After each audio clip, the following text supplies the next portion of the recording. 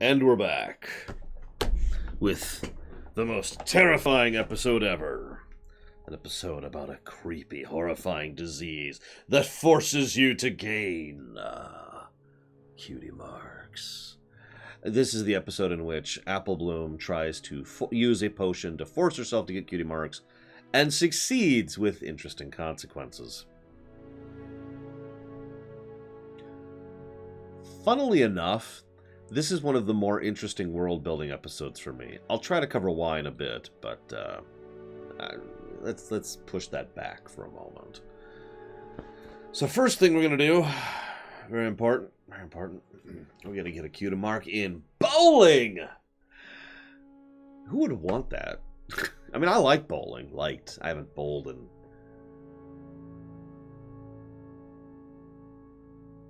It's been a long time. 2004, I think, was the last time I went bowling. But yeah, we had... You notice they had a Charlie's Angels and a Big Lebowski reference, all in the first 5 minutes of the episode. Just interesting they went with that. Funnily enough, the Big Lebowski reference will actually come back much later in a future thing. But yeah, bowling, I mean, I get that they kind of live in an idyllic society where you could have a special talent that is bowling. We know this because there is actually a pony that gets a cutie mark in bowling while they're there. But I don't think I'd want that as my cutie mark, personally. Just not my thing. It's okay, though. We'll be the Three Strikes. The Pin Twins. The Bowling Dolls. Anyways. I do remember, funny enough, I remember when I first started bowling. And funnily enough, I was terrible at it.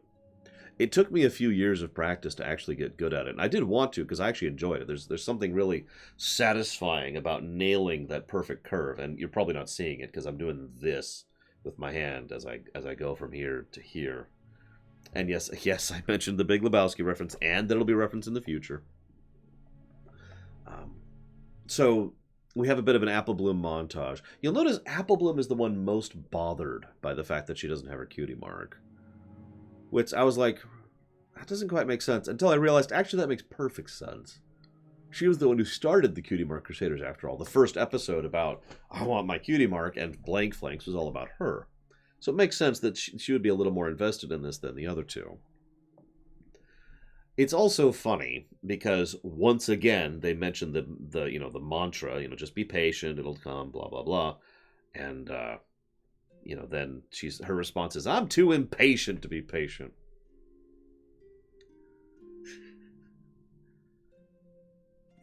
I mean, how many of you can sympathize with that sensation? Not wanting to wait when the only solution is to wait. That can apply to so many different things. I just want the food to be done.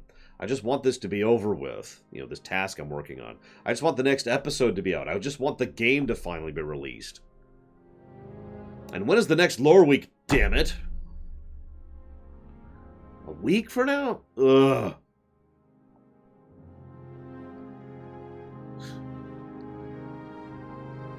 I'm actually an extremely patient person. I just hate waiting. I know that sounds like a contradiction, but it isn't. I can wait an extremely long amount of time, but I will freely admit, that's a talent I had to learn. I was incredibly impatient as a kid, and it caused some issues, which is why I had to learn that. Yeah. Not quite to the level of this, but, getting there. Also... and someone mentioned this in chat while I was watching the episode. By the way, for this, where I actually am still in chat while I'm watching the episode, so you can kind of share thoughts if you want to. But, yeah, when's Cyberpunk coming out? About a year too early. And I mean that sincerely. But no, so, someone mentioned, they have a potion that can fix a tooth. A chipped tooth. I know literally magic exists in this setting, but that's actually pretty impressive. Does it, you swallow it, and then it goes up, and then back into the tooth? Or maybe it just accelerates the tooth growing mechanisms very quickly? Or just... for those of you not aware, I bet I can't even show it. I'm literally missing a tooth. Back here. It's one of my back left molars. I had to take it out, God, like 4 years ago, something like that. I've been without it for a while. I'm very, very used to it now. But that tooth just isn't there. It'd be kind of nice to get it to grow back, because chewing on my left side's still weird to this very day. In fact, I usually chew entirely on my right side as a consequence. Also, it kind of offset one of my other teeth, so if you ever see me flossing, you may notice the spot I always floss is right here. Because there's enough of a gap in my teeth there that I could just leave the floss, and it'll get stuck in that gap, just like food will. It's all because of that missing tooth. Shark genes! That makes perfect sense. See? Logic. No, child logic, to go back to the last episode, would be something along the lines of, okay, sharks grow teeth, therefore if I make a potion of shark teeth, I'll grow teeth back. Although that would probably work in Breath of the Wild. Have you seen some of the stuff that goes into the potions in that game? Ugh, I don't want to eat that. I'm getting off topic. So, funny thing, she's like, hey, it's a loop-de-loop. And everyone's like, a what? It's like, well, that's what I always called it. I always thought that was weird, so I decided to look into it a little bit. Did you know hula hoop is copyrighted? Now, in hindsight, that makes sense, because this is copyrighted, too. I don't know if you can see this. Kleenex. I mean, I don't know about you guys. Usually I just associate this with Kleenex, but this actually isn't a Kleenex. This is a tissue. But the actual brand, Kleenex, is a copyrighted thing. So if you ever pay attention, most shows and games and books, they won't call these Kleenex. They'll call them tissues. Or disposable tissues, yeah. Yeah, Xerox is another good example. This Jeep is another good example. There's a lot of things that are copyrighted that people try to avoid that you don't really think about because they've just kind of become the thing. Just interesting to think about. Anyways. So, there's a really big topic about this episode. I want to leave that for last, if that's okay. So we're just going to kind of skip through most of the episode here and get towards the end. There's a couple of things I want to mention. First of all, I think this is officially... Yeah, exactly, Shikor. Coke. You know, Coca-Cola. I think this is officially the moment at which Big Mac's gimmick has been unified. I think I've actually mentioned this before. In Season 1, Big Mac actually talked. But as of Season 2, and I know this is the second time I've brought it up, he starts to do the yep, nope thing. And that's pretty much going to be him going forward. It will be an exception that he actually speaks after this point, and that'll be kind of his running gag. See Morn over on Deep Space Nine for another example of this same kind of running gag in a character. I know it's a bit of a Flanderization, but I actually like this. Even though it does kind of exaggerate his character, it also makes him more distinct. Because otherwise he was just the male Applejack up until now. He wasn't really a character. Making him have to explain everything in either positive or negative, yes or no, is something that helps to distinguish him. And, now this is going to sound strange, I feel like it also makes him more... It makes when he actually talks more significant. Because that's the exception now, not the rule. Just my own thoughts on the matter. I don't think you could apply that universally, but I do think it works with Big Mac. Nah, Spike totally isn't mean. Yeah, I know he's got a mean streak. So, I mean, he's a kid. Silent Bob of MLP. Yeah, kind of. If you think about it. I wonder if that's deliberate, because, I mean, we know the MLP creators are all geeks. Like film geeks, game geeks, fiction geeks. Anyways, we're going to have a Doctor Who reference later. So, she's trying to sleep, she can't sleep, blah, blah, blah. Like I said, I'm skipping over the main point of the episode because I want to discuss that last. There's this great bit, and I loved this, where a fleur-de-lis appears on her flank, and she starts speaking French. I'm curious how they handle this in other languages. Because I know that MLP is translated into many other languages. For me, that was just, oh, that's fantastic. And yeah. Applejack's immediately like, oh no, my sister's speaking fancy. I'll admit, that actually got a big laugh out of me. I'd forgotten about that. I was just like, oh, wow. That's a good joke. I like that. I don't know if you noticed, by the way, but there was also a bit where Twilight's going through the thing, and she mentions one of the diseases is the trots. I can't believe that one got by the censors. Makes sense, right? Trot, totally has nothing to do with any real-life diseases. Although it was in the rare disease section, so I suppose it could be something different. Why were lions in town, by the way? Anybody wonder that? Actually, I wonder if they were visiting.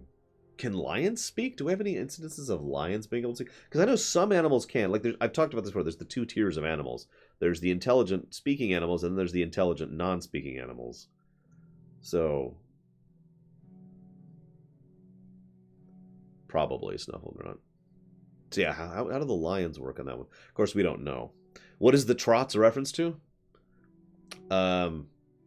Diarrhea. I'll just go ahead and say it outright, because the trots is diarrhea.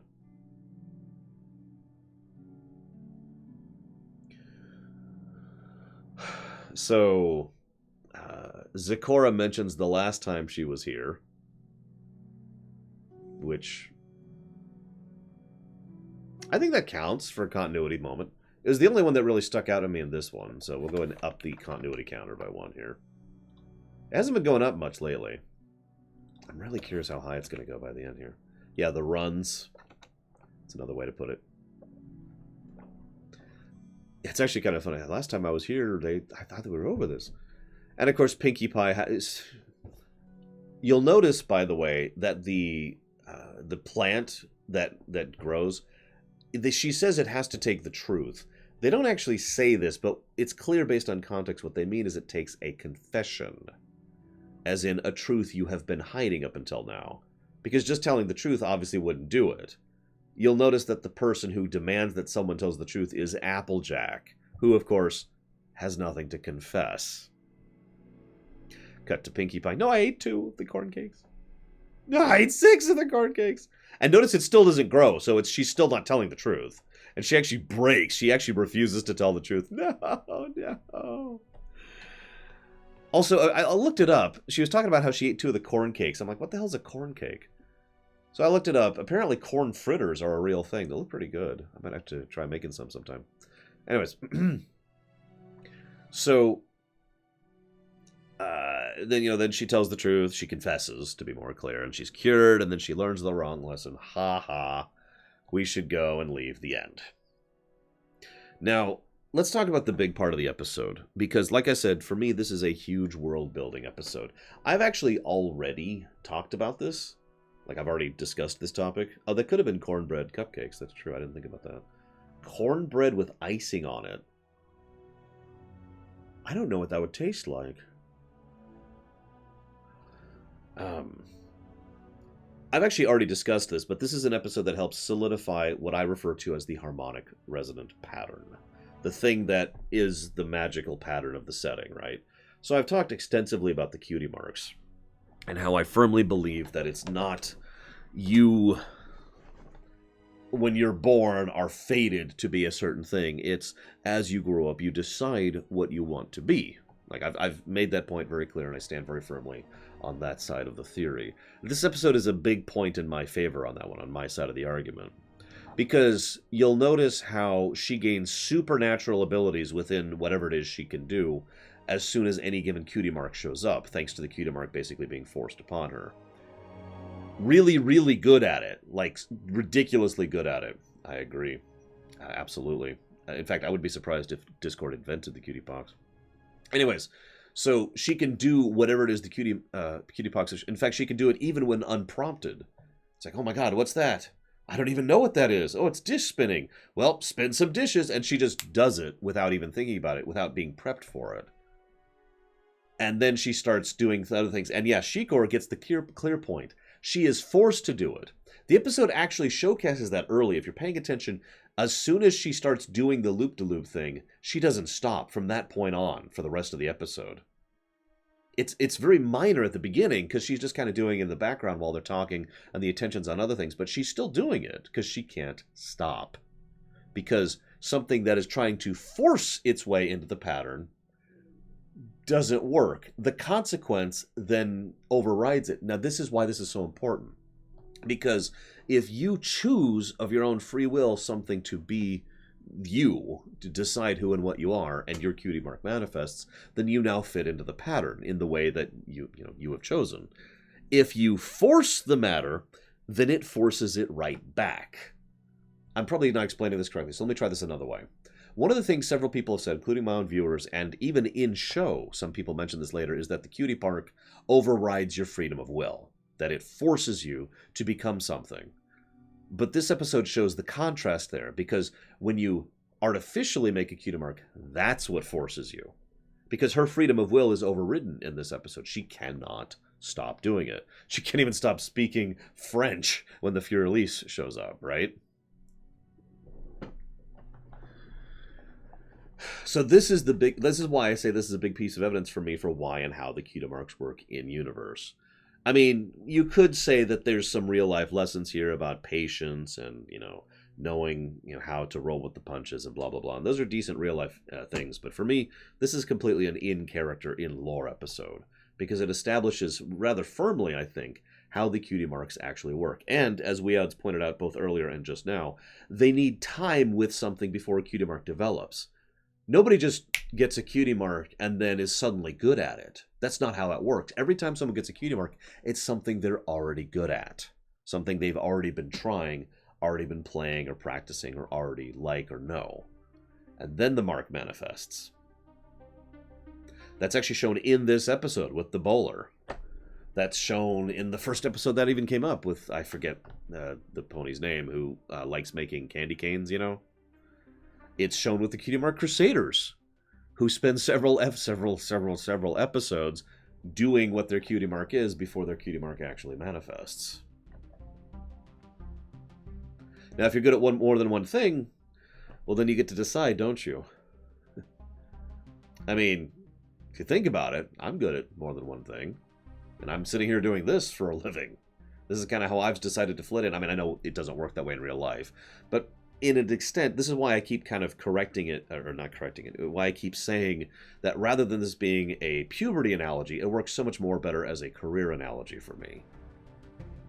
Because you kind of, you don't just decide, I'm going to be a dentist, and then you're suddenly good at being a dentist. No, you work your way up to that point, and then you decide to become a dentist, then you make it work, and then blah, blah, blah, blah, blah. You can change careers, that's why it doesn't work perfectly well, but then again, what do you want from me? It's a magical setting where there's literally talking ponies. Work with me here, Sinister Wing. Work with me here. I do firmly think the puberty analogy, while originally intended, doesn't work as applied in universe. My opinion. But yeah, as Weouds points out, to continue further making my point, when they naturally and correctly make a cutie mark, they aren't just suddenly perfect at it. A perfect example of this is Twilight, who had her cutie mark when she was a child, and yet is still getting better at magic, because she continues to practice and work it. Hell, she didn't even understand what magic was until the first episode of the show, which is years after she got her cutie mark. Again, this shows the contrast between a cutie mark being forced, because that immediately grants you the talent.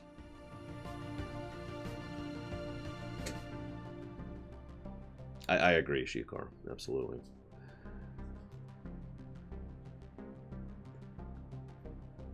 I think they are canonically like 10 or 12 or something like that. I'm not sure. Because I know that the main 6 are canonically like early 20s. Old enough to be out of school and living on their own and working. Rarity runs how many shops by the end of this series? Admittedly, Dream Whisper, if the whole cutie mark thing was translated into real life, I actually wouldn't be surprised if people never got their cutie marks, if some people never got there. That just wasn't feasible or available. Imagine if I got my cutie mark in, let's just to use a parallel here, speedrunning, and I'm like, well, that sucks. I don't have time for that. Continue with Sinister Wing. Anyways, you get the idea. Also, finally, sorry, one last thing here to mention about this topic. The thing that is only grown by forcing a confession, which by definition is revealing a hidden truth, is the thing that cures you of forcing yourself into the pattern. I thought that was actually a nice touch. I mean, obviously the episode's all about, honesty and patience and blah, blah, blah. But again, in universe, that actually aligns up pretty neatly, I think.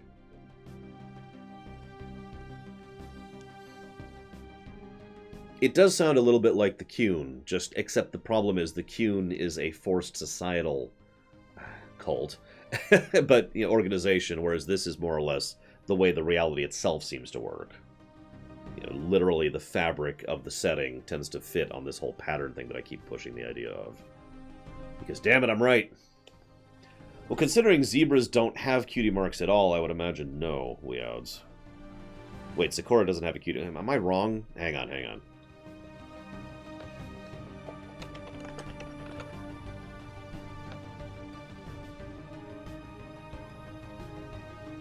Never mind, she does have a cutie mark. I'm wrong. If you could call it that. Yeah, it's never brought up to my knowledge, so I didn't even...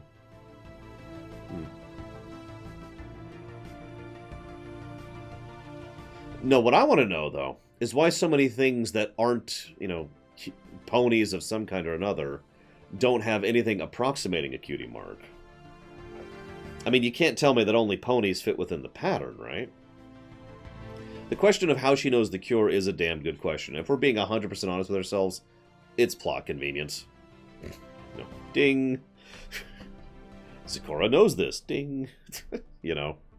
Because it is plot convenience. You'll notice Sakura just kind of... Wrong hand.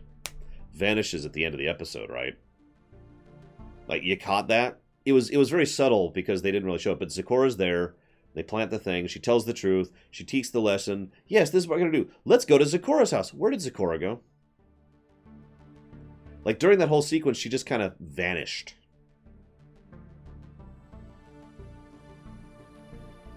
Now, I haven't seen the end of the series yet, but if I was to speculate, I would imagine that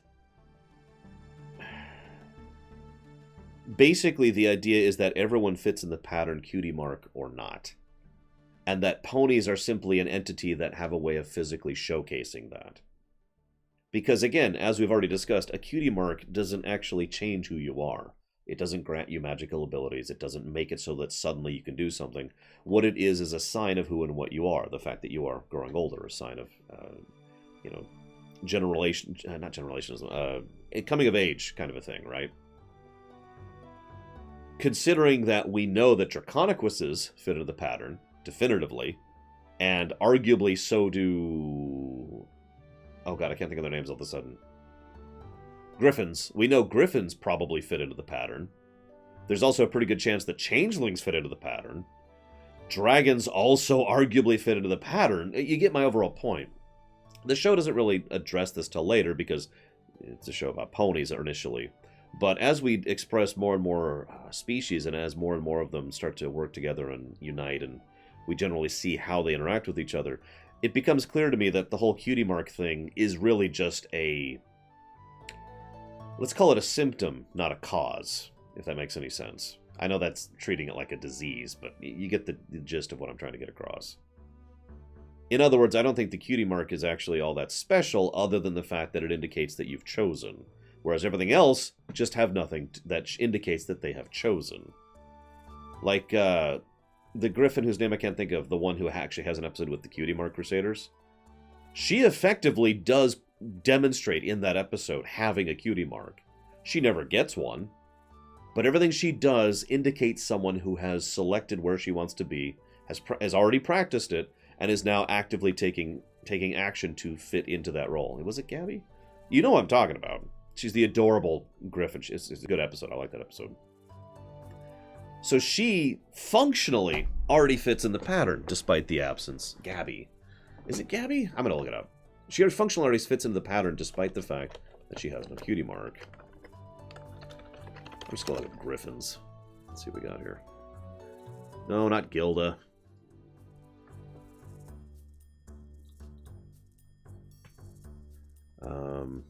Not Gustave Legrand. That's an episode coming later this season.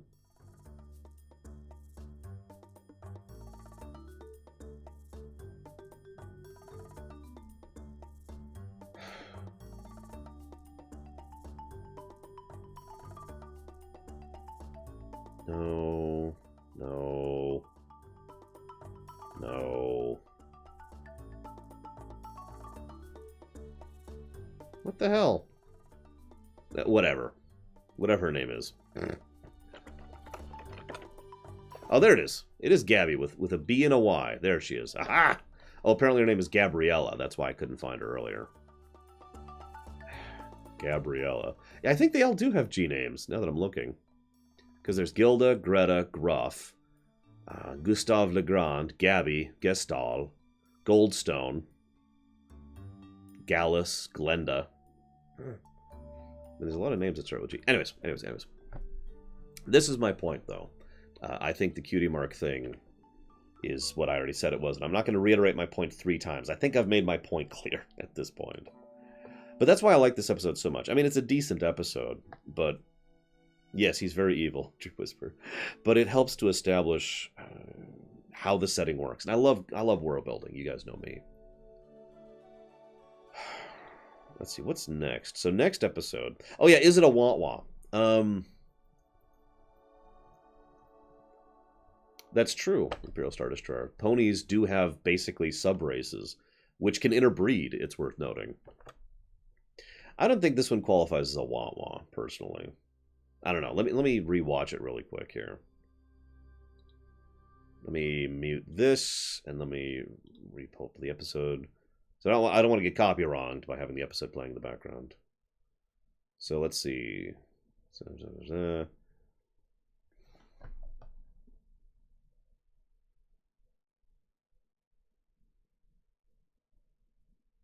Oh, I forgot to comment on that too. That's another thing I need to comment on.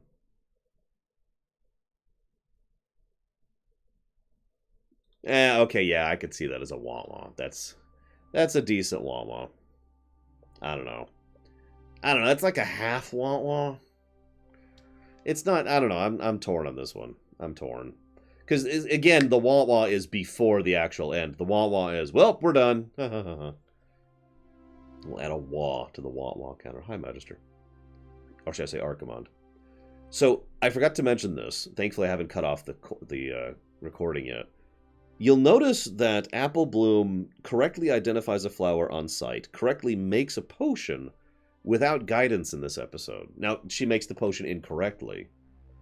But I just want to mention that because, again, I wonder if they did that on purpose.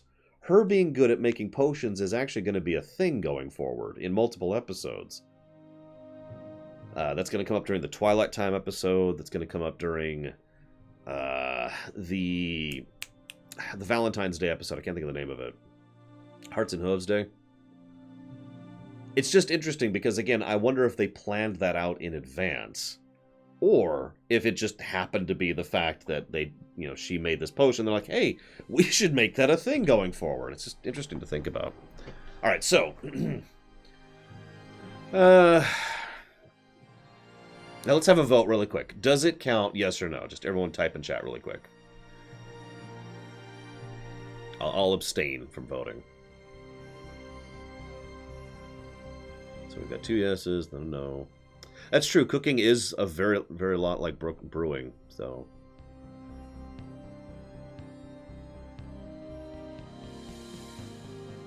That's true, the woodworking thing, which is basically dropped on the thing. We're debating if this episode ends in a wah-wah. So Shadow Machine says yes. Dream Whisperer says yes.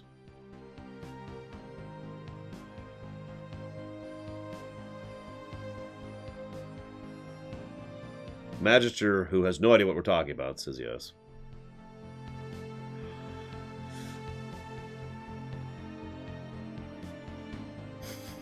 What is that from? Oh, it's a Twitch Global emote. Huh. I didn't know that was a thing. Alright, let's go ahead and count it then. So we already have the continuity counter from earlier. We'll go ahead and count it. So we have as many wah-wahs as we have continuity references. That's interesting. Let me update this really quick. There we we go.